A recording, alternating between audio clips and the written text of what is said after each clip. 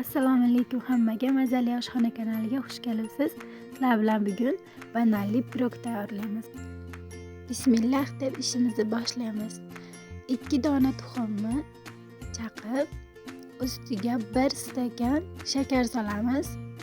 Piyolada 1 piyola solsanglar bo'ladi. Menda stakan solib yaxshilab aralashtiramiz. Yaxshilab aralashtirib olamiz. Shakarlar erib ketadi. Tayyor bo'lgan massamizga 1 kosa qatiqqa kichkina choy qoshiqda yarim qoshiq soda solib, yaxshilab aralashtiramiz. Ko'pib chiqadi bu. Ishib ketadi qatiqlar. Tuxum bilan shakar aralashmasiga qatig'imizni qo'shib, aralashtirib olamiz. Tekis qilib bir xilda aralashtirib olamiz. Shunaqa massa hosil bo'ladi. Tayyor bo'lgan massamizga o'simlik yog'imizni qo'shib olamiz. Piyolada 1 piyola qo'shsanglar bo'ladi. Yog'ni ham qo'shib yaxshilab aralashtirib olamiz.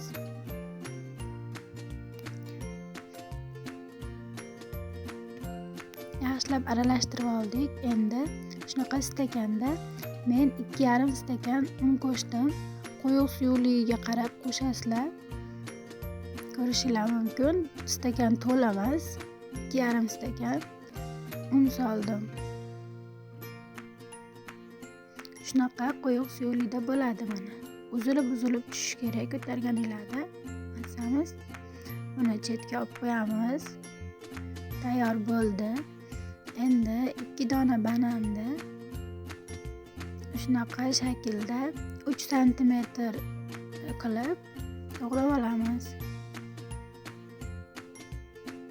Menda banan bor edi. Sizlar xohlagan mevalarni qo'shsanglar bo'ladi. Banan borligi uchun banan qo'shib yubordim. Juda ham mazali chiqar ekan. Qolipimizni olamiz. Ozgina yog'lab, hamma joyini chiroyli qilib yog'lab, bir tekisda to'g'ralgan bananlarimizni terib olamiz. Tekis qilib 2 dona banan qo'shdim men. Mana tekis qilib terib oldik. Endi tayyor massamizni ehtiyotkorlik bilan bananlarimiz ustidan bir tekisda quyib olamiz. Juda ham yumshoq chiqdi menda. Og'izda eriydigan bo'ldi. Bu bolajonlarga ham, yosh kattalarga ham yoqadi. Yumshoqqina bo'lib chiqadi. Mana tayyor. Urib qo'yamiz, orasiga havolach ketadi. Duxovkaga 160 gradusga 40 minutga qo'yib olamiz. Mana qizarib, chiroyli bo'lib ishib chiqdi. Ko'rishingiz mumkin. Bananlari ham bilinib turibdi. Cho'p yordamida tekshirib olamiz. Ichlari ham zo'r pishgan, mana ko'rishingiz mumkin. Orqasi ham juda chiroyli chiqqan, qizarib pishib chiqqan.